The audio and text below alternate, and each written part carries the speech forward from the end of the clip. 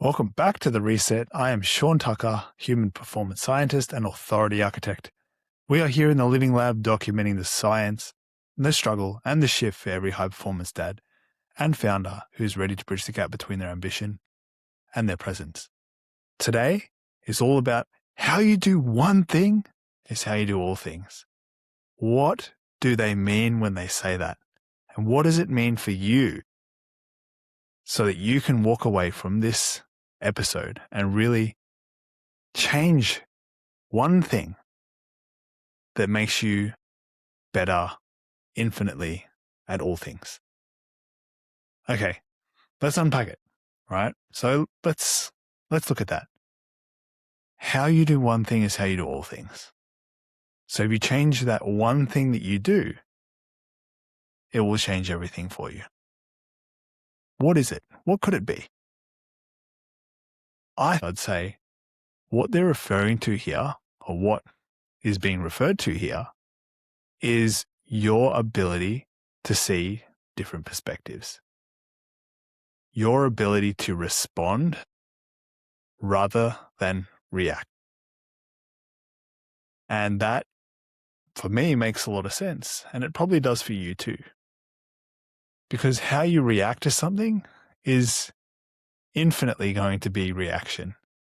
How you respond to something, whether it's conscious or whether it just happens, aka it reacts, you react, and that's the next action in that portal or pathway or that effect of being hit or having that action happen, which causes the reaction.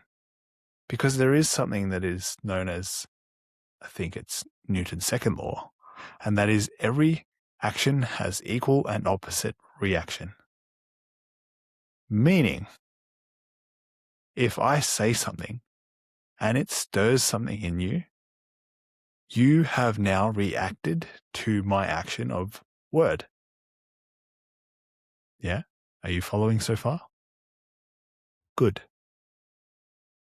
If, however, you notice that reaction, because as a human, you have the ability to become conscious, to respond, to make a choice in how your next reaction comes or what you do with that next reaction.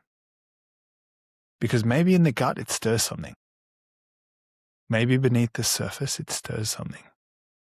But what you choose to do next, that's what we're referring to when we say how you do one thing is how you do all things. So let's give a real practical example. If you are in business and every time someone comments nastily, hatefully, spitefully on your social media post saying you're nothing but a scam artist, you are nothing but a manipulator, you are nothing but caring for money, you don't help your clients, all you want is their money, which from their perspective, look, it may be true because it's their point of view. It doesn't make it yours. But what happens next is most important.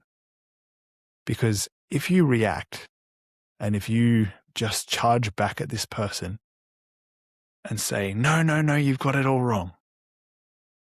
Well, that's one way to react to that action.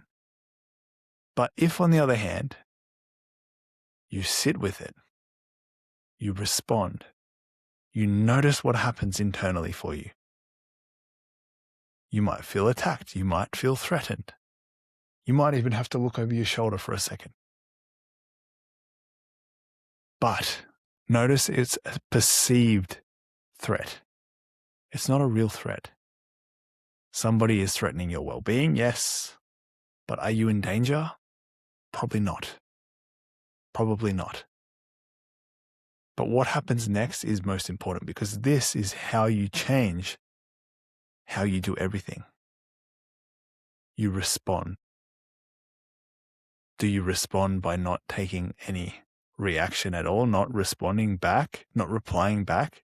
Because that is a response. Sometimes it's best to just walk away. oftentimes it is best just to walk away. Other times, it's good to test your level of defense. Can you defend what was thrown at you without being attached to any outcome, without trying to prove your perspective, without trying to show them that they're wrong? Can you just say, I don't agree.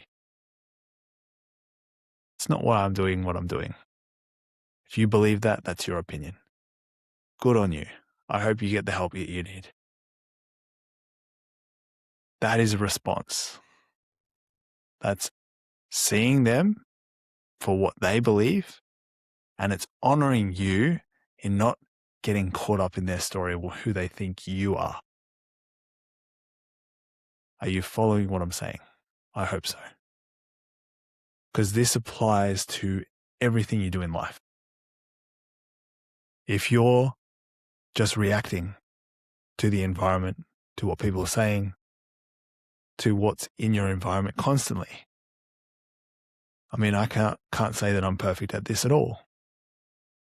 When it comes to food cravings, I know that if I have a sudden craving for sugar, I go hunting the house for sugar products, be it chocolate, be it just heavy carbs, quick digestible carbs, like a drug addict searching for the next hit. That's literally what happens, is I'm like looking around, tossing around, looking and trying to find my next source of sugar. And it happens, right? It's a reaction. Do I always have to behave the same? No. But do I let the compulsion unfold and do I watch it as it happens? Do I try not to get caught up in the guilt and the shame of the pattern happening again? I do my best. I'm not perfect, but I do my best. Because often it's the behavior and the pattern and the shame cycle and the belief that, look, I messed up, right? And I'm the one to blame for that. Well, I'm just re-victimizing myself and not able to move forward from that. So if I observe the pattern, only when I truly become the observer can I do something about it. Because when you become the observer, you start responding rather than reacting. Can I play into this? Or do I not play into this? Should I play into it or not? That becomes the question. Because the observer can then ask questions. And the more you remove yourself from being the actor, the person taking the action, then the better you can actually respond. So, if you have found this episode helpful, make sure you share it with one person. It brings us to the end of this episode. And if you want to stop being a passenger in your own life and start being the architect of your legacy, make sure you comment the word reset and I'll send you the 7-day integrity reset. Remember that most people wait for their life to change. We are the ones who architect our choices. Change your state. Choose how you show up. I am Sean Tucker. I will see you in the next one.